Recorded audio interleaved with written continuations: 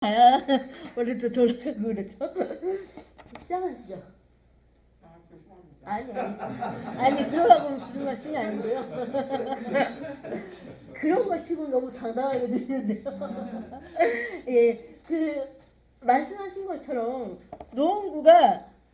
노원이 개발할 때부터 장애인이나 빈곤층을 몰아넣자가 아주 계획적으로 계획된 도시 같아요.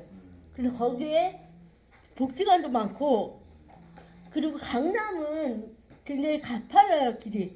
근데 원래 강남이 길이 안 좋아요. 억지로 개발하는 거라서 강북이 원래 살기가 좋은 도시였거든요. 근데 거기에 영구임대 주택도 많고, 그래서 장애인이 많아요. 그러면 그게 무슨 의미냐? 장애인은 빈곤하다는 뜻이겠죠. 우리나라에서 장애인이 부자일 확률은 부모가 부자일 확률밖에 없어요. 중증 장애인이 부자일 확률이. 그만큼 노동할 수 있는 기회가 없다는 거죠. 하고 싶어도. 우리가 항상 그런 거 얘기하잖아요. 성공 사례. 장애 극복했다. 그런 얘기 많이 하는데, 또 오바마 대통령이 나 오프라 윈프리 다 오시네요. 여기 오시겠어요?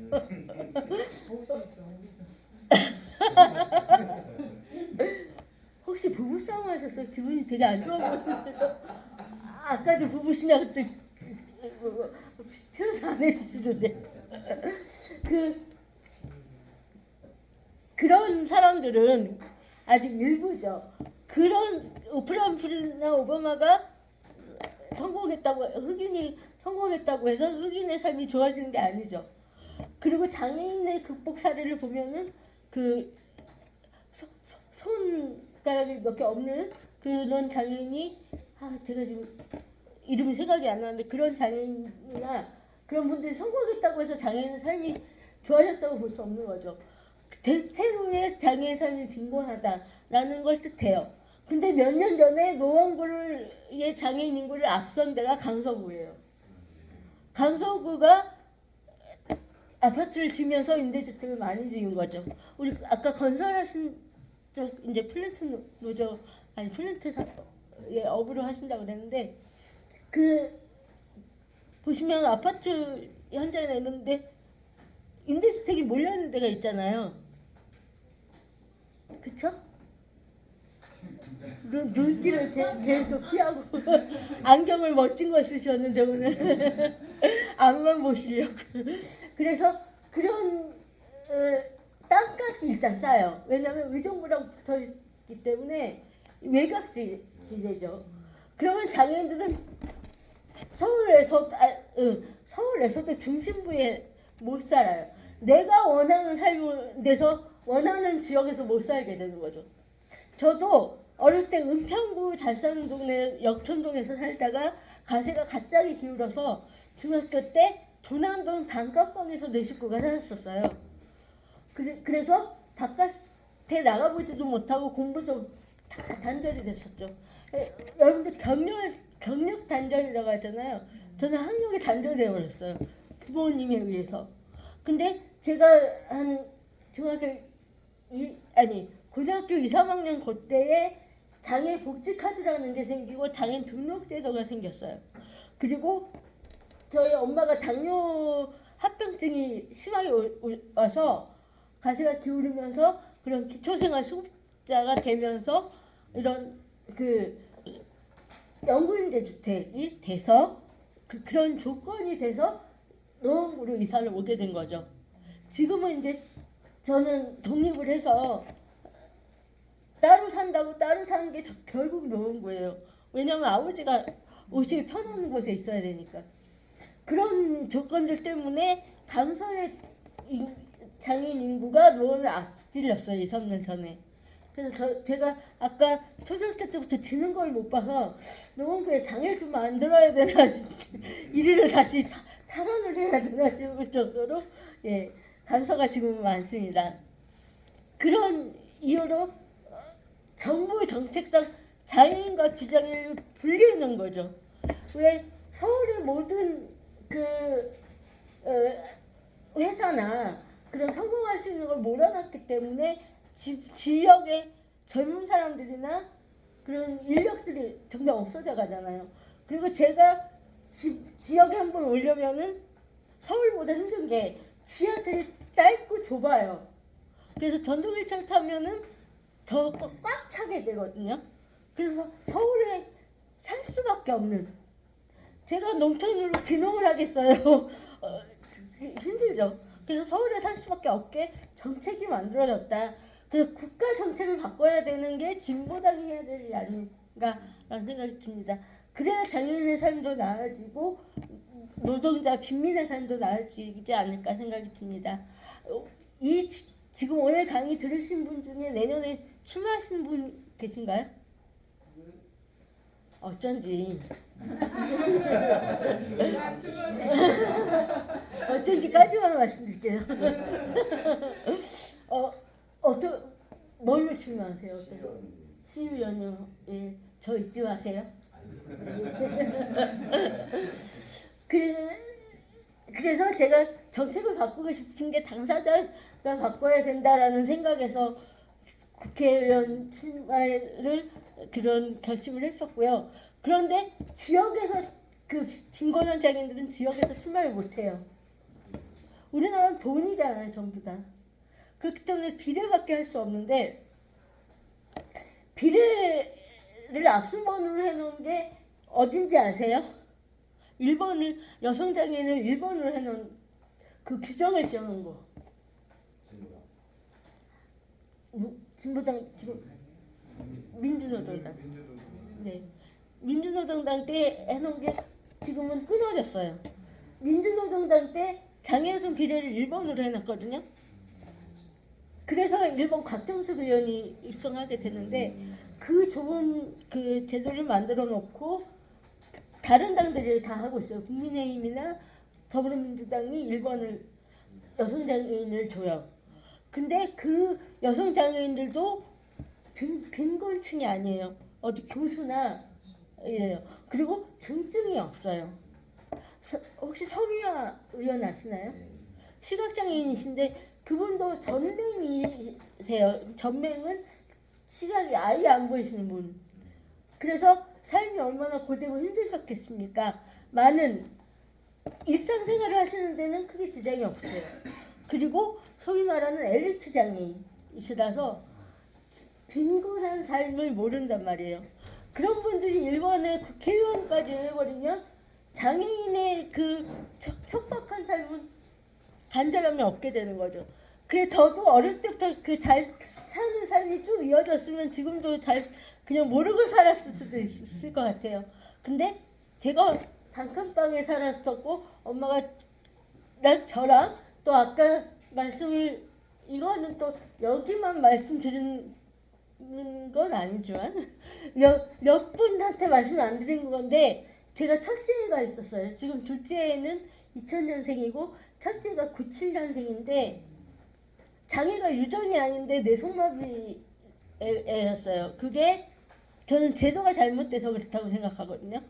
왜냐하면 장애인이 아이를 가졌을 때부터가 이제 문제가 시작이 돼요. 이거 어떻게 하면 좋냐가 시작이 되죠. 왜? 당연한 게 아니었으니까. 저도 돌봐줘야 되는데 얘는 어떻게 해? 이렇게 되는 거예요. 그래서 장애인의 성이 열어주세요. 제가 성이요? 예, 이것도 제가 후퇴한 것 중에 하나가 제가 진보당 장애인위원장을 그만두니까 비장애인 남성분이 장애인위원장이 되셨어요. 그러니까 이것도 좀 멀어지게 되는 게 본인이 절실함이 없으셔서 그러신 것 같아요. 장애인의 성을 정책을 넣은 게 제가 처음이거든요. 우리 진보당이 유일해요. 장애인의 성이 정책이 있다는 게. 여러분들 특히 시의원 출마하시는 분은 꼭 알아두셔야 됩니다. 혹시 성함이 어떻게 되시죠? 권. 권 5개. 5개만 맞으시게.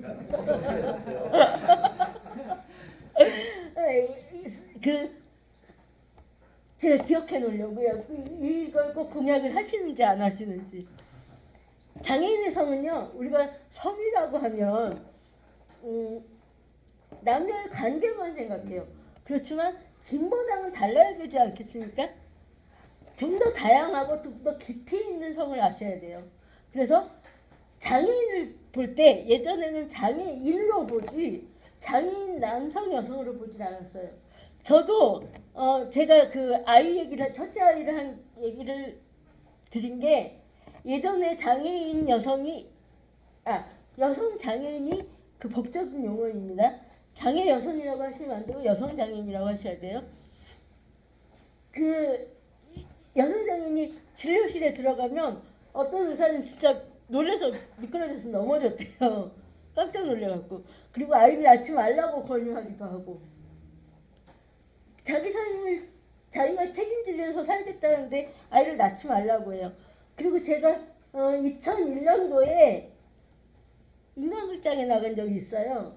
남편이 비장애인이고 아이가 장애고 둘째 아이는 비장애인이고 이런 특이한 좀 특이하진 않고 특별한 케이스라 남편이 완전 천사로 그려졌어요. 여러분들 인간극장 리얼이라고 믿으시면 안 됩니다. 다 극본이 있고 거기에 맞춰서 움직여요. 그래서 남편이 천사로 그려지거든요. 24년이 지났는데 오늘 또 제가 저희 아파트 앞에서 인간극장 나왔던 사람 아니냐. 왜 남편이 천사인데 우리나라에서 남자가 그렇게 천사인 경우가 없다고. 도대체 어떤 남자들을 만나셨길래 그러셨는지. 아무튼 그런 고정관념이 있죠. 그래서 그걸 타고 유명세를 타가지고요. 많은 분들이 저한테 남편한테 짜증 부리지 말아라. 뭐 이런 얘기 많이 듣고 그랬었습니다. 근데 이 장애인은 장애인으로 보지 여성이다 남성이다 또 성적 권리를 누릴 수 있는 사람이다라는 걸 인식하지 못하고 있어요. 일단 장애인의 성은 왜냐? 아까 경계선 장애 말씀드렸죠. 경계선 장애가 성적으로 착취당하기 가장 좋은 케이스예요. 요새 그 청소년들 아까 그 청소년 자녀 있으시죠? 예. 예. 그 청소년 시기에 가출팸이 많이 문제잖아요. 그런데 이 경계선 장애인 분들이 그 부모가 약간 소홀하거나 그러면 집을 나가게 되죠. 그러면 그 가출팸에 이용당하기 딱 좋은 대상이에요. 나를 좋아해 주는구나. 내가 쓸모가 있구나. 이런 생각에서 이용을 당합니다. 그런 그 청소년들은 성 매수를 하는 사람도 문제가 있지만 그런 중간 브로커들이 가장 이용하기 좋은 사람이 그 경계선 장애예요. 그래서 장애인의 성적 권리에 대해서 폭력 이후의 사후 대책만 논의할 게 아니라 건강하게 남자와 여자의 성도 인정해주고 진보당은 특히 성소수자의 성도 인정해주고 이해를 해야 우리가 진보라고는 이름을 붙일 수가 있겠죠. 시의원 후보님, 그쵸? 예, 건 다섯. 예, 다섯만 기억나겠어요. 마이크 좀, 예, 그냥 들으시죠. 예. 그래서 장애인 분들 중에서도 남자가 인식하는 성이 다르고 여자가 인식하는 성이 달라요. 제가 처음 장애인의 성을 이야기할 때 장애생활이라는 게 우리나라에서 한참 이슈가 됐을 때였거든요. 장애인이 자신의 삶을 자기가 선택해서 살고 싶은 데서 사는 삶. 그러다 보니까 결혼도 생각하게 되고 연애도 생각하게 되죠. 그렇게 되면 아이를 출산하는 문제에 있어서 문제라고 해도 제가 문제에 있어서 이 아이를 누가 가질 것인가, 또 아이가 대물림되는 게 아니냐, 이런 염려들 많이 하세요. 그리고 그 아까 제가 만났던 분처럼 남편이 천사니까 짜증 내지 말라고 강요를 하시죠. 저한테 타인의 삶인데 끼어드시죠. 저한테도 첫째가 아들이었는데 아들인데 몸이 불편하니까 오빠를 돌봐줄 만한 딸을 낳아라. 이렇게 얘기해요. 그 강요죠. 그리고 또 아이를 제가 아까 쉬는 시간에 저희 아이가 그 딸아이가 6학년 때 학교를 안 간다고 했어요. 사춘기가 일찍 와서 그 나름의 이유가 있겠지 하고 가지 말라고 그랬어요. 근데 그러면 큰일 난 줄 아시죠? 또 어떤 분들은. 근데 저는 아이가 독립적인 인격체라고 생각하는데, 아이를 저나 지 오빠 봐주라고 낳는 게 아니잖아요. 근데 당연히 엄마를 돌봐줄 사람, 딸을 낳아야 되는 사람, 이렇게 인식을 하는 거예요. 강요하는 삶이죠. 그래서 제가 그 장애인의 성에 대해서 장애인위원회에 이것도 큰 수비자에서 늘어 그랬는데, 이번에 이것도 뺐어요.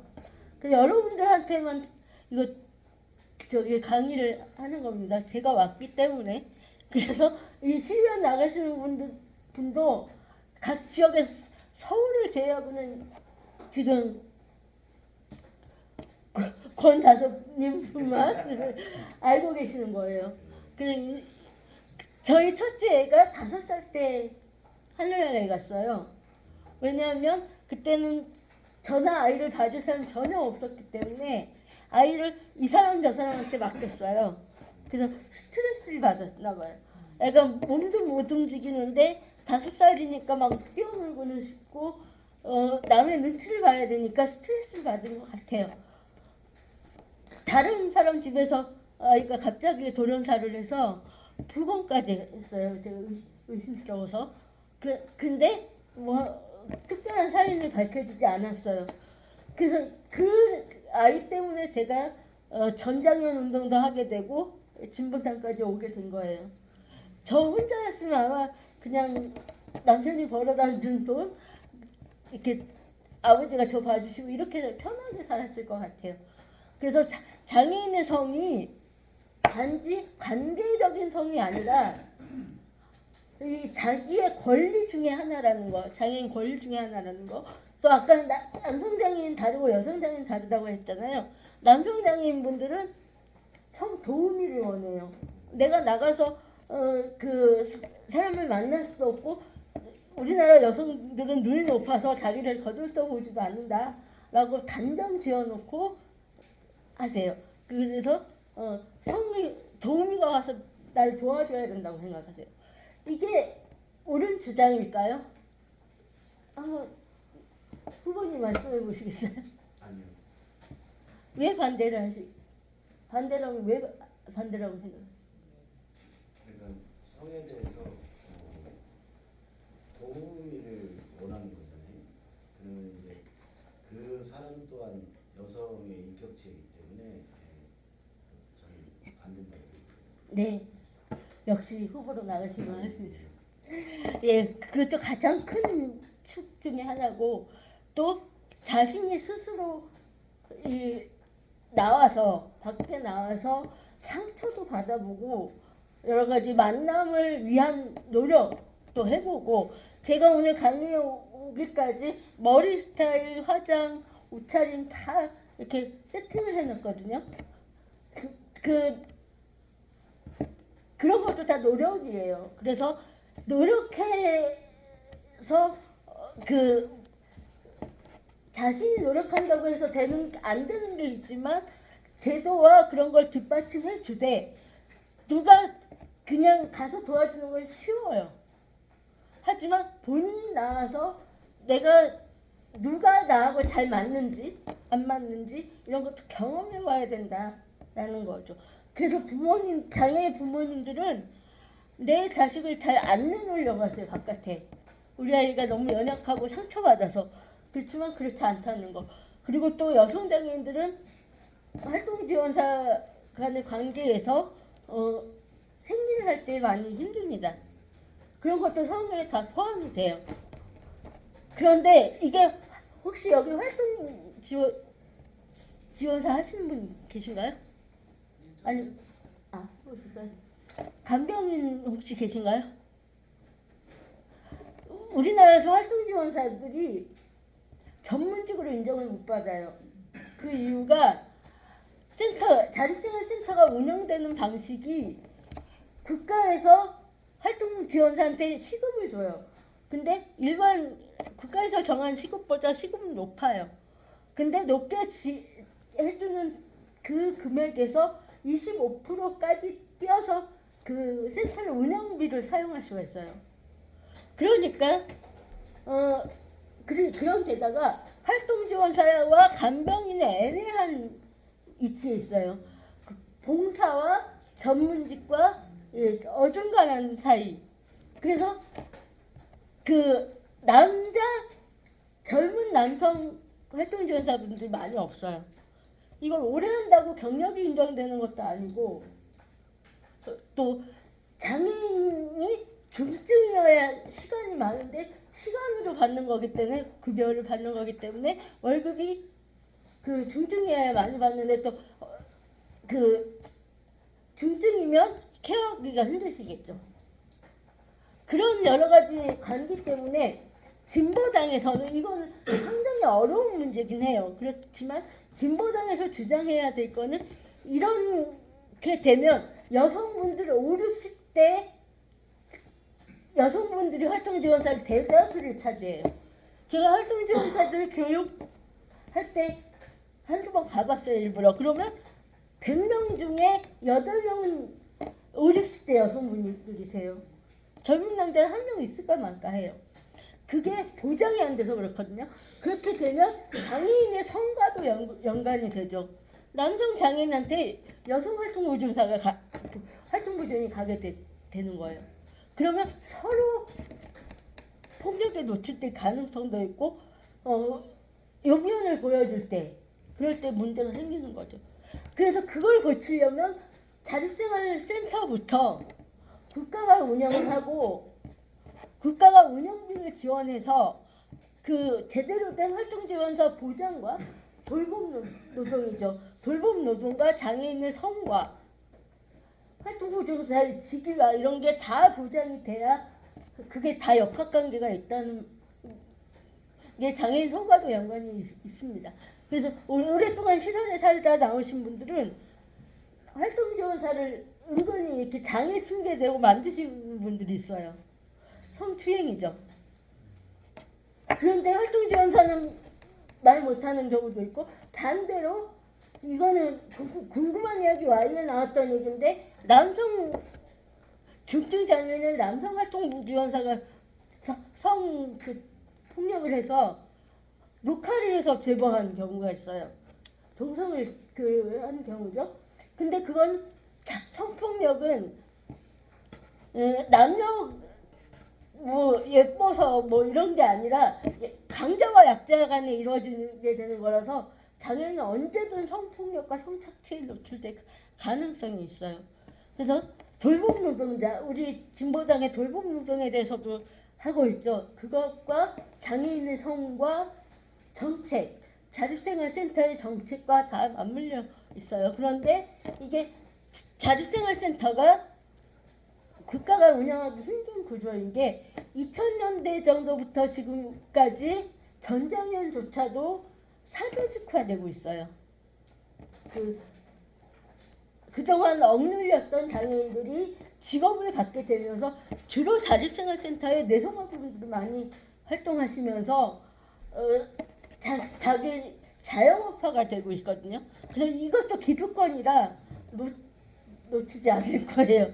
예, 그렇게 되기 때문에 우리 진보당만큼은 깨어 있어서 그걸 감시하고 그 국가 지원이 됨으로써의 성까지 연결되는 고리들 그런 것들이 있다라는 걸 인지하시면 되겠습니다. 그래서 장애인의 성이 남녀 간의 관계의 문제가 아니라 이렇게 여러 가지 복잡한 문제들이 얽혀 있다는 거 말씀드리고요. 여러분들 기운 나시게 마지막으로 장애인의 성에 대해서 한 가지 더 말씀드리고 마치겠습니다. 제가 장애인 성에 대해서 정책을 내세운 게 뭐냐면요. 맨 끝에 좀